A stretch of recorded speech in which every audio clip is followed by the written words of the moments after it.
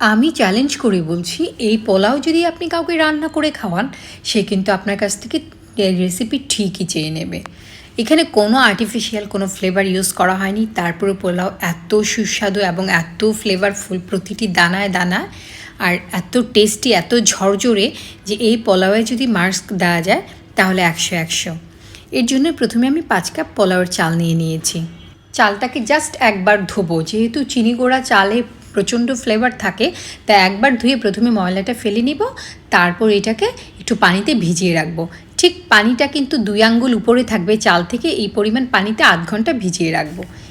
একটি হাঁড়িতে 1 কাপ তেল নিয়ে নিয়েছি, আর তাতে 1.5 কাপ পেঁয়াজ কুচি দিয়ে একটু ভালো করে ভেজে নিব। কিছুটা সোনালি হতেই এটা তুলে নিব, নয়তো পুড়ে যাবে, তখন কিন্তু পোলাওটা তিতা লাগবে। এখানে সামান্য কিছু অবশিষ্ট আছে, কোনো সমস্যা নেই। এবার আমি 2 টেবিল চামচ আদা বাটা এবং 1 টেবিল চামচ রসুন বাটা দিয়ে ভালো করে ভেজে নিব। চুলার আঁচটা কমিয়ে দিয়েছি, কারণ আমি খুব ভালো করে ভেজাবো। আর গরম মশলা দিয়ে দিব এলাচ, আর কিছুটা জয়ত্রী দিয়েছি, লবঙ্গ, তেজপাতা আর দারুচিনি, এইটুকুই দিব, এর বাইরে কিছু দিব না। এটা দিয়েও ভালো করে ভেজে নিচ্ছি। এখানে কিন্তু আমি 3-4 মিনিট সময় নিয়েছি ভাজতে, তাতে ফ্লেভার খুব ভালো হবে। এবার 1 কাপ দুধ দিয়ে দিয়েছি। দুধ দেওয়ার পর এটাকে ভালো করে ফুটিয়ে একটা সসের মতো বানিয়ে নেব। চুলার আঁচটা বাড়িয়ে নিয়ে ভালো করে বলক তুলে নিয়ে একটা ক্রিমি সস বানিয়ে নিচ্ছি। খুব চমৎকার একটা সস হয়ে গেছে।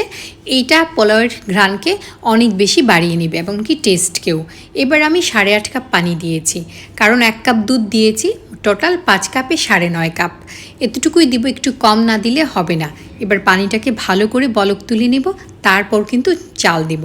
এবং চাল দেওয়ার সময় চুলার আঁচটা ফুল আঁচে থাকবে, কারণ চালগুলো দেওয়ার সঙ্গে সঙ্গে পানির যে টেম্পারেচার এটা কিন্তু কমে যাবে, সেই কারণে আঁচটা কমানো যাবে না। 1 চামচ চিনি দিয়েছি, এটাও কিন্তু স্বাদের ব্যালেন্সটা খুব ভালো রাখবে। ভালো করে নেড়ে দিচ্ছি। একটু নেড়ে মিশিয়ে দেওয়ার পর এই পর্যায়ে যখন চাল এবং পানি সমান সমান হবে, চুলার আঁচটা একটু কমিয়ে দিয়েছি, আর ভাজা যে পেঁয়াজ সেটা দিচ্ছি, কিশমিশ দিয়ে দিচ্ছি, আলু বোখরা দিয়ে দিচ্ছি, চাইলে কিছুটা বাদাম দিতে পারেন, গাজর দিতে পারেন, আর 1 চামচ ঘি দিচ্ছি। এবার আমি একটু ভালো করে এটাকে মিশিয়ে নিচ্ছি, দেখতেই পাচ্ছেন। তারপর একটু লেভেল করে দিচ্ছি। এবার এটাকে একটা তাওয়ার উপর দমে দেব। আমি একটা ভেজে টাওয়েলও দিচ্ছি। তারপর 20 মিনিট এটাকে দমে নেব, খুব স্লো আছে।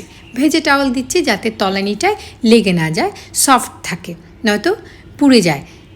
এবার দেখুন কি ঝরঝরে হয়েছে। এটা কিন্তু 20 মিনিট পরে দম দেওয়ার পরের ঘটনা।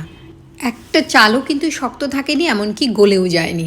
রেসিপিটি যদি ভালো লাগে আমার চ্যানেলের সাথে থাকবেন আশা করি। আল্লাহ হাফেজ।